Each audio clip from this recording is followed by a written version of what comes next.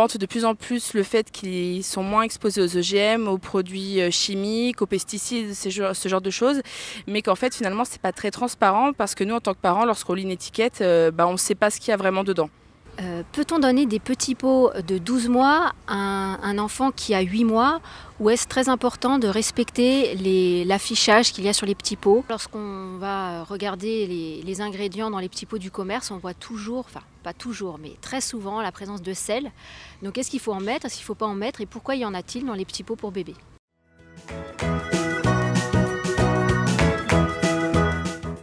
Quand on compare les aliments courants aux aliments bébés, on a quand même des limites qui sont systématiquement largement inférieures à ce qui est proposé pour les aliments courants. Alors effectivement, vous n'allez pas retrouver l'ensemble des produits chimiques que vous allez retrouver dans le produit. On ne s'amuse pas à mettre taux de nitrate, taux de pyralène, taux de machin. Mais en tout cas, quand vous prenez un produit aliment bébé, vous avez déjà intrinsèquement cette garantie d'avoir des taux largement inférieurs que si vous aviez pris un aliment adulte.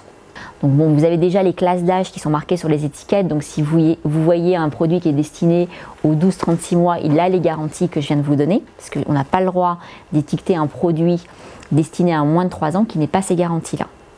Alors, la présence d'OGM aujourd'hui en France, et en Europe d'ailleurs, est d'obligation d'étiquetage.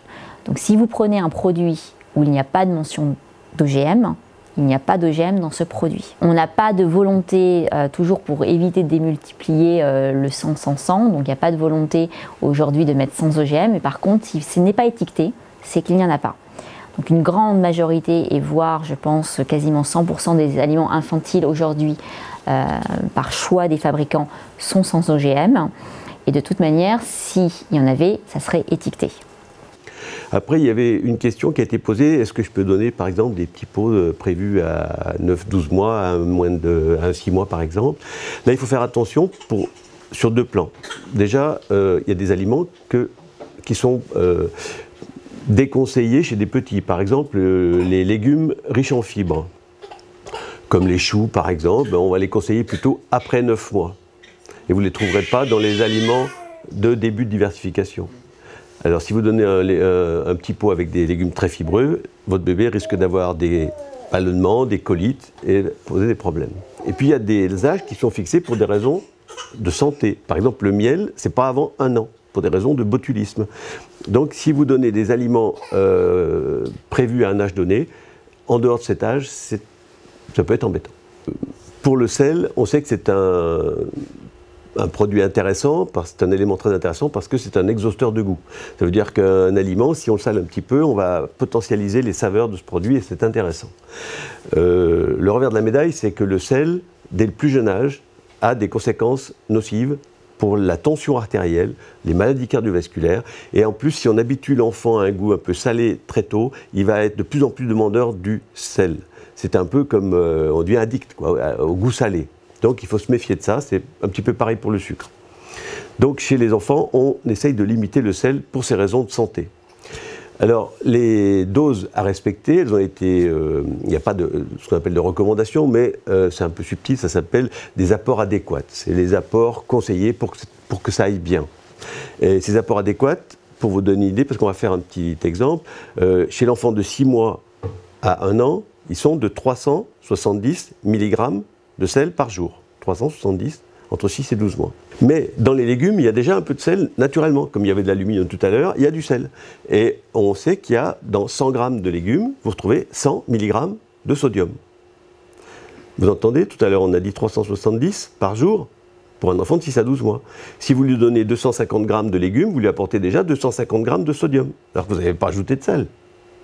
Et c'est ce qui explique aussi que dans le petit pot, vous allez trouver du sel, parce qu'ils sont obligés de prendre des légumes pour vous faire un petit pot de légumes. Donc le sel qui était intrinsèquement dans le légume, vous le retrouvez dans le petit pot. Ensuite, vous avez les laits infantiles.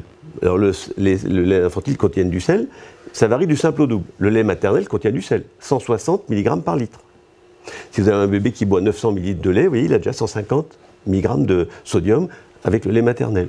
Donc vous ajoutez à vos 250 qui étaient des légumes, chez un enfant de 6 à 12 mois, 250 mg, plus le lait deuxième âge 500 ml, vous ajoutez 75 à 185. Puis il faut aussi parler de l'eau. l'eau minérale qui vous sert à préparer les biberons. Alors je ne parle même pas de l'eau de la ville, parce que là les taux de sodium ils sont extrêmement variables, mais si vous faites le total, vous arrivez largement à vos 370 par jour. Si vous ajoutez une pincée de sel dans les légumes, la pincée de sel c'est à peu près 350 mg encore. Donc vous doublez les apports adéquats.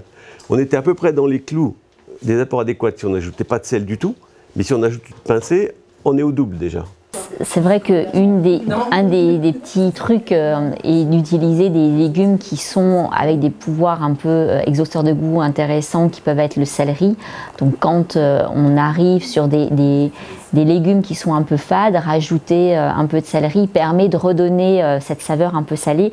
On s'est aperçu qu'à 1 an, on avait déjà 95% des enfants qui dépassaient les apports adéquats.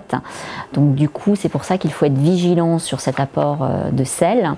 Et sachez également que la réglementation des aliments infantiles, que ça soit au niveau du lait ou au niveau des aliments de diversification, nous met un seuil maximum. Donc on n'a pas le droit de dépasser ce seuil-là lorsqu'on apporte du sel, ou en tout cas si le sel est naturellement apporté par les végétaux qui sont mis en œuvre.